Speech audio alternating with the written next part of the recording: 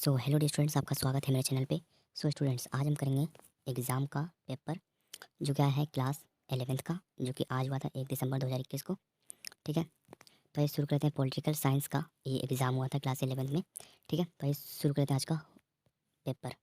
ठीक है, तो यहाँ पे देखोगे कि समय मिलेगा आपको 90 मिनट, और इसमें आपको 40 नंबर मिलेंगे। ठीक है, आइए शुरू करते हैं। स्टूडेंट्स, यहाँ पे प्रश्न नंबर 1 ये आ रहा। ठीक है, भारत में संविधान संशोधन के विषय में निम्नलिखित में से कौन सा कथन सही है? तो इसमें से संविधान संशोधन में पुष्ट करने के लिए अनुमत संग्रह की आवश्यकता होती है, तो ये सी वाला सही है। ठीक है, अब यहाँ पे प्रश्न नंबर 2 में मतलब कि मैं सिर्फ इसमें हिंदी में ही बताऊंगा आंसर, और हिंदी और इंग्लिश में आंसर सेम रहेगा, मतलब ए बी सी डी। ठीक है, इसका भी सेम है, और अगर मैं इंग्लिश का भी सेम रहेगा। अगर मैं ए पे टिक करूँगा तो आप इंग्लिश मीडियम वाले भी ए पर ही टिक करेंगे। ठीक है, तो इसी प्रकार से प्रश्न नंबर 2 है कि स्वतंत्र भारत के प्रथम राष्ट्रपति कौन थे? तो यहाँ पे लिखोगे कि डॉक्टर राजेंद्र प्रसाद। ठीक है, प्रश्न नंबर 3 की संविधान सभा की बैठकों की अवधि कितनी रही? 2 वर्ष और 11 महीने। ठीक है,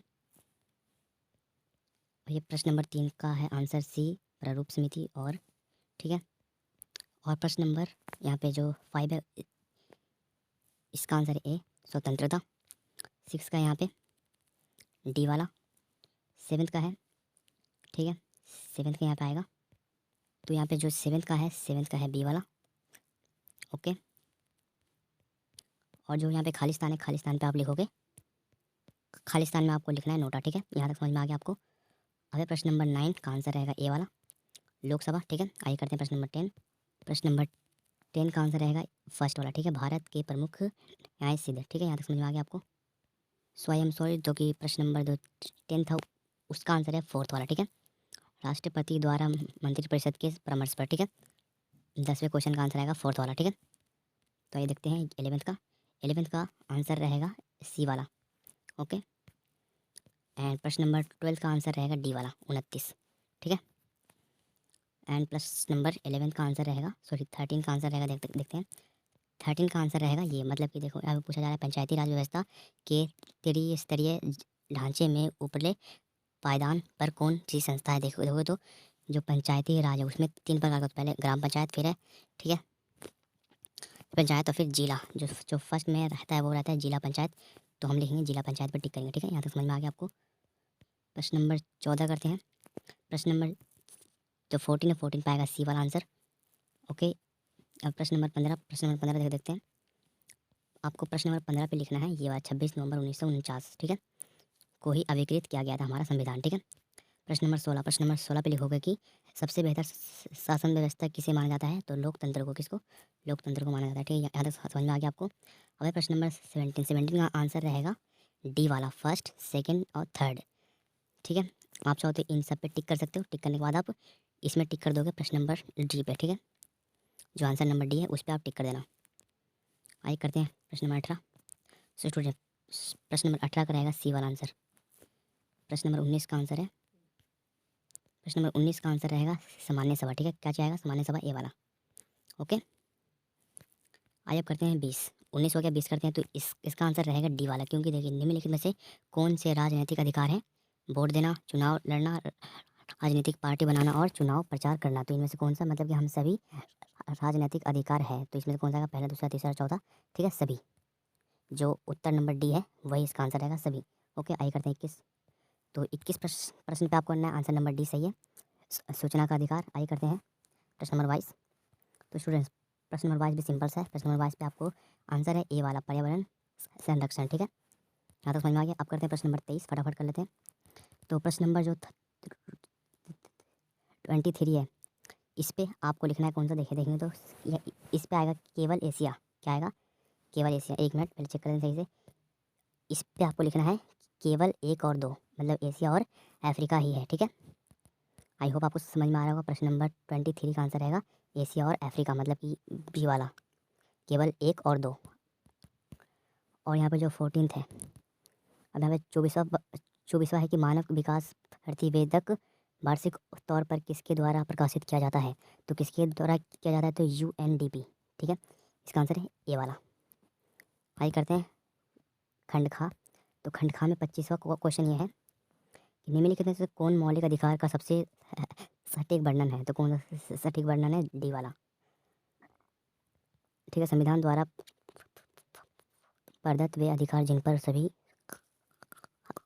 अभी प्रतिबंध नहीं लगाया जा सकता। ठीक है, जो डी वाला है वो राइट है। ठीक है, आई होप आपको समझ में आ रहा होगा। आप करते हैं प्रश्न नंबर 26। प्रश्न नंबर 26 ये रहा। सो स्टूडेंट्स, प्रश्न नंबर 26 ये रहा। आपको प्रश्न नंबर 26 पे आपको सी वाला आंसर राइट है। ठीक है, सी वाला आंसर क्या राइट है। आप करते हैं 27 वाला। जो यहाँ पे 27 वाला है उसमें भी बी वाला आंसर राइट है। ठीक है, कौन सा? बी वाला, अमेरिका। ओके, आप करते हैं 28वां। 28वां का रहेगा 1976 यानी कि सी। 1976 यानी कि सी। ठीक है, ये होगा आपको समझ में आ रहा होगा। आइए अब करते हैं ये वाला 29वां। इजराइल की राष्ट्रीय विधायिका का नाम क्या है? इसका नाम है नेसेट। ठीक है, ओके, यहाँ तक समझ में आ गया आपको। आइए करते हैं नेक्स्ट वाला। ओके, तो आइए करते हैं 30 जो कि 30 है। इसका आंसर है राष्ट्रपति यानी कि सी वाला ऑप्शन। ओके, आइए करते हैं 31। भारत में किस वर्ष मताधिकार के लिए आयु को 21 वर्ष से घटाकर 18 वर्ष किया गया था? कौन से साल में इसको किया गया था? देखेंगे तो इसमें 1989 में। कब? 1989 यानी कि बी वाला ऑप्शन सही है, करेक्ट है। ठीक है, बी वाला। टाइप करते हैं ये वाला। यहाँ पे गलत कथन चुनना है, मतलब कौन सा कथन इसमें से गलत है, आइए चुनते हैं। तो इसमें से जो जो गलत कथन है वो है ये वाला। कौन सा? सी वाला। सरकार की नीतियों का नागरिकों पर असर नहीं पड़ता है, ये वाला गलत है। ठीक है, आइए करते हैं 33 वाला क्वेश्चन। तो 33 का आंसर आपको मिलेगा यहाँ पे डी का। मतलब कि यहाँ पे 3 ऑप्शन दिए जाएंगे और यहाँ पे सही विकल्प की पहचान करें। तो इसमें डी वाला ऑप्शन सही, मतलब कि हमारा ये जो तीनों के तीनों ऑप्शन है वो सभी सही है, मतलब कि सभी, पहला दूसरा तीसरा सभी सही है। समझ में आ गया आपको यहाँ तक? आइए करते हैं 34। तो स्टूडेंट्स ये रहा 34। 34 में अभिकथन है, मतलब कि अभिकथन है, उसका कारण बताया गया है। ठीक है, तो हमें बताना है कि इसमें कौन सा सही है। ठीक है, तो इसमें से जो सही है वो है ये वाला, फर्स्ट वाला। अभिकथन और कारण दोनों सही है और कारण सही तरह से अभिकथन की व्याख्या करता है, तो इसलिए कौन सा सही हुआ? ये वाला हमारा सही हो गया। ठीक है, आइए करते हैं अब 35। सो स्टूडेंट्स, अब करते हैं अधिकार क्या है। अधिकार क्या है कि ऐसी मांग है जो श्रेष्ठ मानव विकास के लिए अत्यंत आवश्यक है, तो उसको कहते हैं अधिकार। ठीक है, आई होप आपको समझ में आ गया होगा। अब करते हैं 36वां वर्ष, ये वाला क्वेश्चन। ठीक है, तो इस मतलब जो 36वां इसमें भी आपको 3 ऑप्शन मिलेंगे, तो हमें बताना है कि क्या इनमें से एक सही है या 2 सही है या फिर तीनों के तीनों सही है। ठीक है, तो इसमें हमें बताना है कि इसमें केवल वाह मतलब 1 और 2 सही है, मतलब कि पहला और दूसरा सही है, तो इसलिए हमें जो ऑप्शन नंबर सी है, सी वाला पे हमें टिक करना है। ठीक है, ओके, तो आइए करते हैं 37वां वर्कशीट। अब इसमें ये आया है, इसमें इसका आंसर है बी वाला, जागरूक। ठीक है, ओके, अब करते हैं 38वां में है कि चिपको आंदोलन किस राज्य में प्रारंभ हुई थी? तो किसमें? उत्तराखंड में प्रारंभ हुई थी चिपको आंदोलन, यानी कि सी वाला ऑप्शन राइट है। ठीक है, तो ये करते हैं अब 39। तो 38 वाला कर लिया हमने, चिपको वाला। अब इसका जो 39वें का आंसर है नाइजीरिया। ठीक है, सी वाला। ओके, आइए करते हैं अब ये वाला अभिकथन और कारण वाला, करते हैं दोबारा से। ठीक है, तो जो अभिकथन और कारण है वो वाला आंसर आएगा। अभिकथन और कारण दोनों सही है और दोनों कारण सही तरह से अभिकथन की व्याख्या करता है, तो इसलिए हमारा ए वाला ऑप्शन जो है वो राइट हो जाएगा। ठीक है, आप आई होप आपको समझ में आ रहा होगा। तो ये करते हैं फिर से अभिकथन और 41वां क्वेश्चन। तो इसमें बताया गया है कि देखो देखो, तो इसमें भी ए वाला ऑप्शन जो कि सही है, अभिकथन और कारण दोनों सही है और कारण सही तरह से व्याख्या की, ये मतलब कि अभिकथन की व्याख्या करता है। ठीक है, तो इसलिए इसको जो ए वाला है, ए वाला सही है। आइए करते हैं फिर से, अब करते हैं क्वेश्चन नंबर 42 24 सॉरी 42। तो जो इसमें अभिकथन और कारण है इसमें भी क्या है? सही है। ठीक है, तो इसलिए इसमें भी ये वाला पे ही आपको टिक करना है कि अभिकथन और कारण दोनों सही है और कारण सही तरह से अभिकथन की व्याख्या करता है, तो इसलिए ये वाला राइट हो जाएगा। अब करते हैं 43।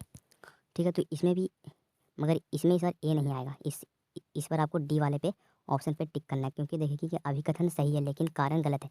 क्या कहा गया है? जो अभिकथन है वह सही है मगर इसका जो कारण है वह गलत है, तो इसलिए इसका डी वाला ऑप्शन सही हो जाएगा। ठीक है, तो आइए करते हैं अब ये वाला बक्स, मतलब कि क्वेश्चन नंबर 44। सो आपको इसमें जो 44 ऑप्शन है उसका आंसर रहेगा सी वाला, मतलब कि पर्यावरण एवं वन्य जीव के संरक्षण। ठीक है, इसमें वाला जो सी वाला ऑप्शन है वो राइट होगा 44 क्वेश्चन का। ठीक है, तो आइए करते हैं नेक्स्ट क्वेश्चन। सो स्टूडेंट्स, अब करते हैं प्रश्न नंबर 45 का आंसर। तो इसमें भी आपको अभिकथन और कारण बताए गए हैं, तो आप इसको पढ़ लेंगे। ठीक है, और उसके बाद यहाँ पे 4 ऑप्शन दिए जाएंगे, कौन सा सही कौन सा गलत। तो इस बार 45वें क्वेश्चन का आंसर रहेगा डी, यानी कि अभिकथन सही है लेकिन जो कारण बताया जा रहा है वो गलत है। ठीक है, आई होप आपको समझ में आ गया होगा। तो आइए चेक करते हैं आप 46वां क्वेश्चन। जो 46वां क्वेश्चन का ये वाला ऑप्शन सही है। ठीक है, तो इसमें आपको 3 ऑप्शन दिए जाएंगे, टिकाऊ, न्यायपूर्ण और लोकतांत्रिक सहभागिता।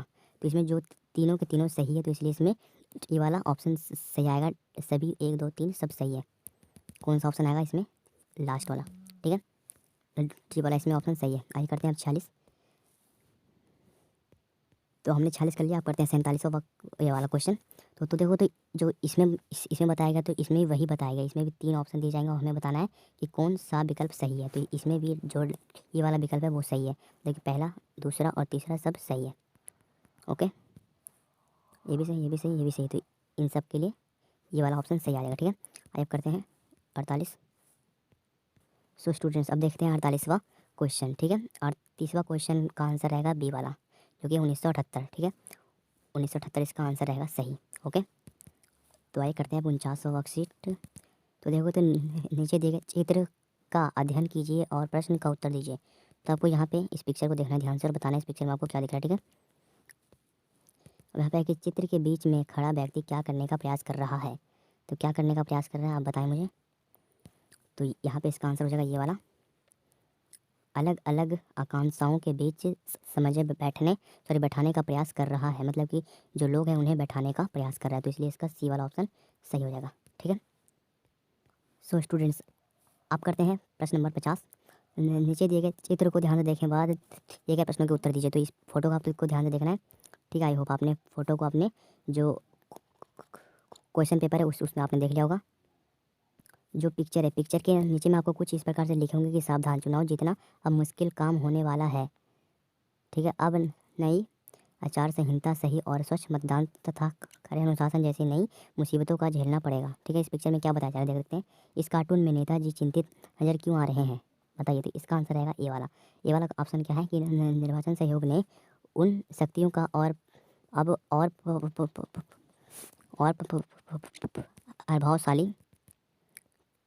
प्रभावशाली ढंग से प्रयोग करना शुरू कर दिया है जो उसे संविधान से पहले से ही प्राप्त थी, ठीक है। तो इसका जो ये वाला ऑप्शन है वो ठीक हो जाएगा प्रश्न नंबर 50 का, ठीक है। आइए करते हैं प्रश्न नंबर 51।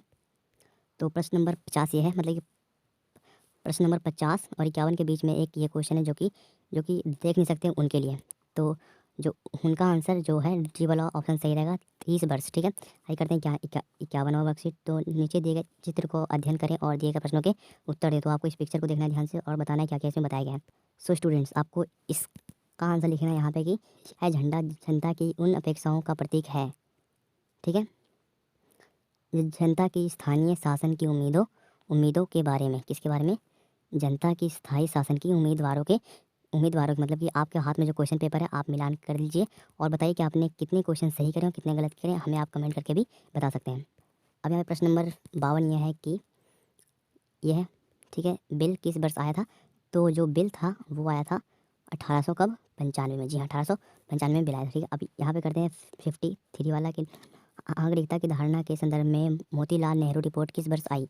तो किस वर्ष आई? वो भी 28 मई का, भाई 1928 मई, ठीक है। आप कंफ्यूज मत होना, यहाँ पे 1895 है और यहाँ पे 1928 है, ठीक है। ओके, समझ में आ गया आपको यहाँ तक, यानी कि 52 और 53 का आंसर रहेगा सी। ओके, तो ये करते हैं प्रश्न नंबर 54। सो स्टूडेंट्स, जो प्रश्न नंबर 54 है वो भी सिंपल सा रहेगा कि मोतीलाल नेहरू रिपोर्ट में लोकसभा के लिए मतदान करने की आयु कितनी व्यवस्थित थी? 21 वर्ष, और फिर इसको घटाने के बाद कितना कर दिया? 18 वर्ष, ठीक है। कितना? 21 वर्ष था, ठीक है, मतदान करने की आयु। ओके, आइए करते हैं प्रश्न नंबर 55। सो स्टूडेंट्स, यहाँ पे जो 55 है कि वर्तमान में भारत में आम चुनाव के मतदान के लिए न्यूनतम आयु कितनी है? 18 वर्ष। जी हाँ, आज मतलब कि वर्तमान काल में 18 वर्ष का आपको होना चाहिए मतदान देने के लिए, यानी कि वोट देने के लिए, ठीक है। आइए करते हैं अब ये वाला प्रश्न नंबर 56। तो प्रश्न नंबर 56 से पहले आपको एक इस प्रकार से हिंदी और इंग्लिश में गद्यांश दिए जाएंगे, तो आपको उसको ध्यान से पढ़ लेना है, उसके बाद ही इसका आंसर आपको देना है। तो उसके बाद आता है प्रश्न नंबर 56, मतलब कि जो 55 और 56 के बीच में जो आया था हिंदी और इंग्लिश में लिखा हुआ लंबा, तो उसको आपको ध्यान से पढ़ लेना है, उसके बाद ही आपको 56 का आंसर देना है, फिर 57, फिर 58, ठीक है। आइए हम करते हैं पहले ये वाला, इंटरनेट का इस्तेमाल करने वाले बालों के लिए अंग्रेजी भाषा में कौन से शब्द का उपयोग किया जाता है? तो उसको कहते हैं नेटिजन, उसको कहते हैं नेटिजन। ओके, समझ में आ गया, उसको कहते हैं नेटिजन।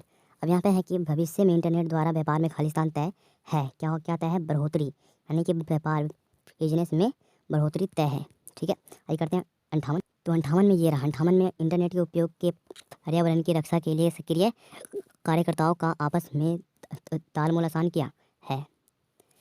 ठीक है, आपस में कार्यकर्ता मतलब कि एक अलग का और वो बहुत दूर दूर बैठे हैं, मगर जो इंटरनेट है इंटरनेट से आसान किया गया है। ठीक है, ओके 58 का हो गया आपका। आइए करते हैं 59। सो जो 59 है कि निम्नलिखित में से कौन सा एक सोशल मीडिया प्लेटफॉर्म है, इसमें से कौन सा एक सोशल मीडिया प्लेटफॉर्म है, तो वो तो व्हाट्सअप भी है, फेसबुक भी है और इंस्टाग्राम, मतलब कि ये तीनों का तीनों क्या है, सोशल मीडिया है। तो इसमें से जो सही विकल्प का चयन करें तो वो कौन सा रहेगा, ये वाला ऑप्शन सही रहेगा। सभी, पहला दूसरा तीसरा ये सभी जो है वो क्या है, सोशल मीडिया का क्या है, प्लेटफॉर्म है।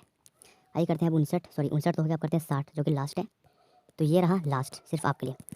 तो जिसमें इंटरनेट का प्रयोग करते समय निम्नलिखित में से क्या महत्वपूर्ण है, क्या महत्वपूर्ण है, ये वाला ए और बी, मतलब कि उपरोक्त, मतलब कि ये भी इंपॉर्टेंट है और ये भी इंपॉर्टेंट है। तो इसमें आएगा ये वाला। ठीक है, तो इसमें ऑप्शन है कि व्यक्तिगत की जानकारी की सुरक्षा और व्यक्तिगत गोपनीयता। तो ए और बी दोनों सही है, आपको इस पर टिक करना है। और जो इंग्लिश वाले स्टूडेंट है वो भी सी ऑप्शन पे टिक करेंगे। ओके, आई होप आपको समझ में आ गया होगा आज का पूरा वर्कशीट। अगर आपको वीडियो समझ में आए तो वीडियो को लाइक कीजिए, चैनल को सब्सक्राइब कीजिए। ठीक है, सब्सक्राइब बटन आपको नीचे में मिल जाएगा। और फिर जो अगला जो एग्ज़ाम होगा 11th क्लास का, तो उसका भी जो क्वेश्चन पेपर का जो आंसर है वो हमारे चैनल पे अपलोड होगा। तो प्लीज़ चैनल को सब्सक्राइब करके रखें और जो बगल में घंटी का आइकन है उसको ऑल पर क्लिक करके रखें। मैं मिलता हूँ आपको किसी और वीडियो में, तब तक के लिए गुड बाय, जय हिंद।